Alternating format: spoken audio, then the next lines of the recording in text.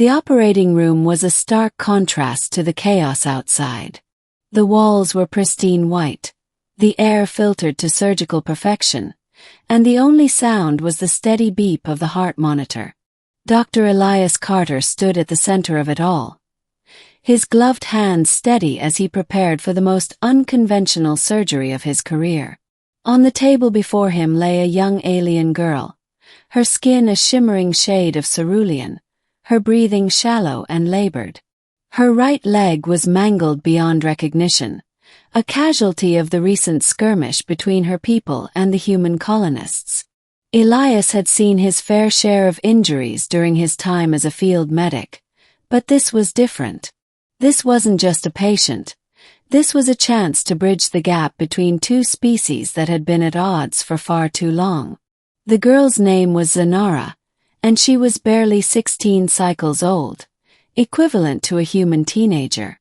Her people, the Kryll, had been wary of humans since their arrival on the shared colony world of Epsilon 9. But when Zynara had been caught in the crossfire of a battle she had no part in, her family had no choice but to bring her to the human medical facility. They had no technology capable of saving her leg. Elias adjusted the overhead light, his mind racing. He had spent the last 6 hours studying Kryll anatomy, poring over every scrap of data the xenobiologists could provide. Their physiology was remarkably similar to humans in some ways, but vastly different in others.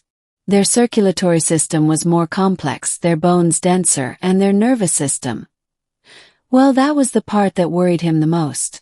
If he made a single misstep, Zynara could lose more than just her leg. "Dr. Carter," a voice crackled over the intercom. It was Dr. Lin, the head of xenomedicine. "The cybernetic implant is ready. Are you sure about this? We've never attempted a procedure like this on a Kryll before."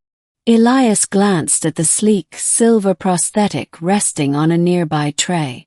It was a marvel of human engineering, designed to integrate seamlessly with organic tissue. But it had never been tested on an alien species. "We don't have a choice," Elias replied, his voice firm. "If we don't amputate, the necrosis will spread. It'll die. This is her only chance." There was a pause before Dr. Lin responded. "Understood. Proceed when ready." Elias took a deep breath and turned to his team. "All right, everyone. Let's make history." The surgery began with the amputation. Elias worked with precision, carefully severing the damaged tissue while preserving as much of the healthy muscle and bone as possible. The Kryll's blood was a deep indigo, and it flowed thicker than human blood, requiring a specialized coagulant to staunch the bleeding. As he worked, Elias couldn't help but marvel at the resilience of Zynara's body. Despite her youth, her physiology was remarkably robust. Once the leg was removed, the real challenge began. The cybernetic implant had to be attached to the remaining stump, its neural interface syncing with Zynara's nervous system. This was the part that kept Elias awake at night. If the interface failed, the prosthetic would be useless, a dead weight attached to her body. "Activating neural link," Elias said. His voice calm despite the tension in the room. He watched as the implant's interface lit up, a series of tiny filaments extending to connect with Zynara's nerve endings. The room was silent as the team waited for the system to confirm a successful connection. Minutes passed like hours. Then finally the monitor beeped, and a green light flashed on the implant's control panel. "Neural link established," Elias announced, relief flooding his voice. "Beginning integration." The rest of the surgery was a blur. Elias and his team worked tirelessly, attaching the prosthetic to Zynara's stump and ensuring that every connection was secure. By the time they finished, the sun was rising over the colony, its golden light filtering through the operating room's windows. Zynara woke slowly, her vision blurry as she adjusted to the sterile brightness of the recovery room. She felt a strange weight on her right side, and when she looked down, she gasped. Where her leg had been was now a sleek, metallic limb, its surface gleaming in the light.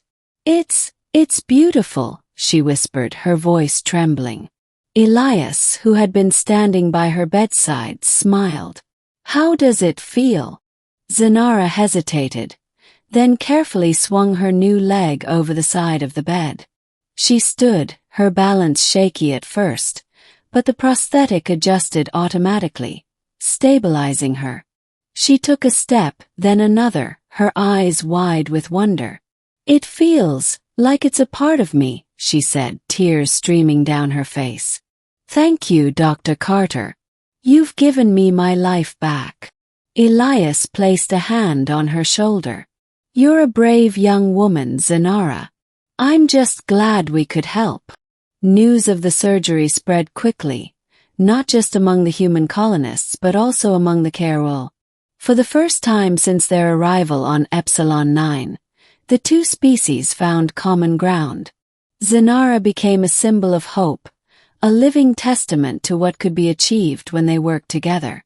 Elias continued to push the boundaries of xenomedicine, using the knowledge gained from Zynara's surgery to develop new treatments and technologies. But for him, the greatest reward was seeing Zynara thrive. She went on to become an advocate for peace, using her story to inspire others. Years later, as Elias stood on the steps of the newly built interspecies medical center, he looked out at the crowd gathered before him.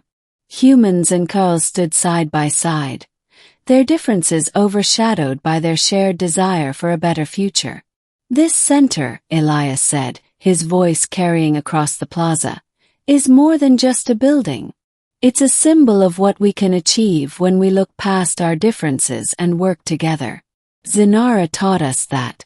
She showed us that even in the darkest of times, there is always hope.